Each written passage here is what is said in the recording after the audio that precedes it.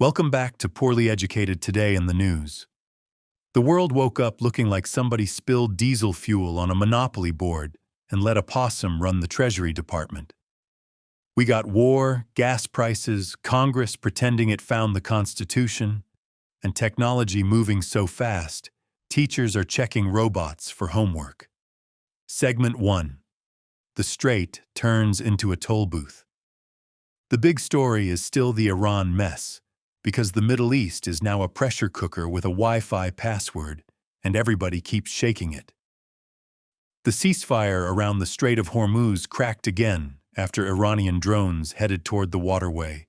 U.S. forces shot them down and then hit radar sites in response. That strait is not just some blue stripe on a map. It is the garden hose for global oil, and somebody parked a flaming riding mower on it. Now Bahrain and Kuwait are hearing sirens, U.S. bases are on edge, and every tanker captain is wondering if his next route needs a naval escort or a church bulletin prayer list. And here is the part that makes your brain itch like wool socks in July. Iran has not just closed the road, it has turned the ocean into a toll booth where ships get inspected, approved, and sometimes charged in Chinese yuan, like the Persian Gulf hired a county fair parking crew. That creates a sanctions problem, an insurance problem, a shipping problem, and a problem for every regular person who wants gas without taking out an emotional mortgage. The grounded point is simple. When one tiny choke point controls a giant chunk of energy, one flare-up becomes everybody's grocery receipt. And right now, deterrence looks like two angry neighbors firing bottle rockets over a propane tank. Segment 2. Gas prices eat the paycheck. Back home, the war is not staying overseas because gasoline is the world's rudest messenger, and it delivers bad news straight to your debit card. American households have been eating hundreds more in energy costs since this conflict started, and the national gas average is sitting above $4 like it climbed on the roof and refuses to come down. Diesel gets pricier, trucking gets pricier, groceries get pricier, and suddenly a bag of chips is acting like it has a Harvard degree. Folks are not budgeting anymore. They are performing financial taxidermy, trying to make a dead paycheck look alive long enough to reach Friday. The weird part is the job market still looks stronger than expected, which should be good news, except Wall Street heard it and started sweating through its Patagonia vest. More jobs can mean the Federal Reserve keeps rates high, and high rates mixed with war oil is like putting hot sauce in a chainsaw and calling it monetary policy. Tech stocks slid, oil stayed high, savings got thin, and consumers stared at their bank accounts like a raccoon facing a locked dumpster. The grounded point is, the economy can show strength on paper while families feel weaker in real life, because a spreadsheet does not care if your minivan just drank $70 and burped. Segment 3. Congress finds the war button. Congress has entered the chat carrying a pocket constitution and a flashlight with half-dead batteries. The House voted to tell the president to end U.S. hostilities against Iran unless Congress officially authorizes them, which is what Congress is technically supposed to care about, before the aircraft carriers start collecting frequent flyer miles. A few Republicans crossed over, Democrats mostly backed it, and the old War Powers resolution got dragged out like a dusty treadmill in January. The administration says the big war ended with the April ceasefire, and the current strikes are defensive, which sounds like saying the bar fight is over because now we are only swinging chairs for safety. But in the same political tornado, the Senate moved a huge domestic security bill with tens of billions for border enforcement, detention capacity, agents, walls, and the machinery that makes Washington sound like it is buying a sheriff's department in bulk from Costco. So on one side, Congress says maybe the president should have less freedom to keep bombing overseas, And on the other side it says here is a giant check for the Homeland Enforcement blender. That is not a governing philosophy. That is a man trying to quit cigarettes while ordering a truckload of chewing tobacco.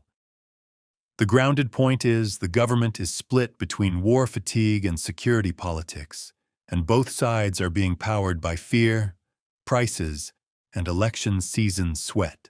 Segment 4. The loyalty resume goes national security. Which brings us to the people being put in charge, because apparently the hiring department got into the cough syrup again. The intelligence world got a jolt with William Poult being placed as acting director of national intelligence while still tied to his housing finance role. And the controversy is not subtle. Critics are asking why the resume reads more like real estate, private equity, and political loyalty than spycraft, diplomacy, or military experience. Supporters call him a reformer who can cut down bureaucracy, which might sound nice until you remember intelligence is not a junk drawer where you toss batteries and mystery keys. Then the Pentagon had its own eyebrow-raising moment with Elias Arizari, a pardoned January 6th participant, working in a sensitive defense policy office with a top-secret clearance. Officials defending him call him qualified and patriotic, while alarmed insiders wonder how a person once convicted for entering the Capitol during the riot ends up near policies involving special operations and counterterrorism. That is not a small clerical whoopsie. That is like hiring the guy who crashed the demolition derby to inspect the school buses.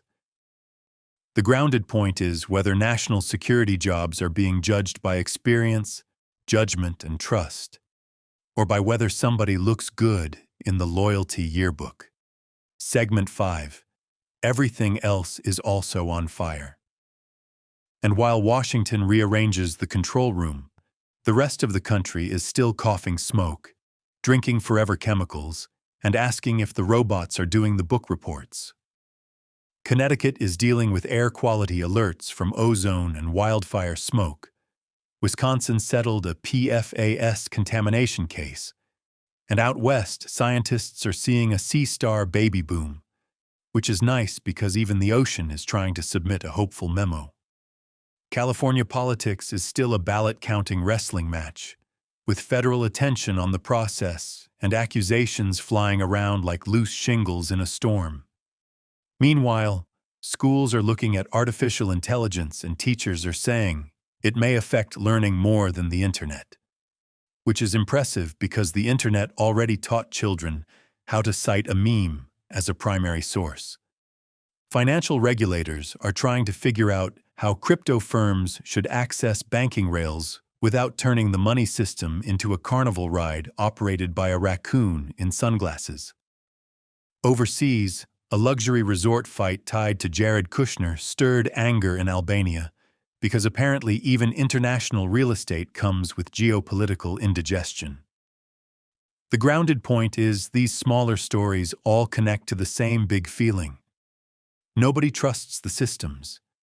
Everybody suspects the rules are bendy, and regular people are stuck paying for disasters they did not schedule. It is like America is driving a lifted truck with 3 warning lights on, arguing about the radio, and insisting the smoke is probably freedom. In conclusion, today was a full buffet of modern panic, with war squeezing oil, oil squeezing wallets, Congress squeezing the Constitution, and the national security machine squeezing common sense through a pasta strainer. The big lesson is not that everything is doomed. It is that every giant decision eventually lands in normal people's laps as higher prices, less trust, and one more reason to stare at the news like it owes you money. So keep your tank half full, your receipts organized, and your expectations lower than a lawn chair at a mud bog. We will be back next time, assuming the global economy does not get repossessed by a tanker captain with a clipboard.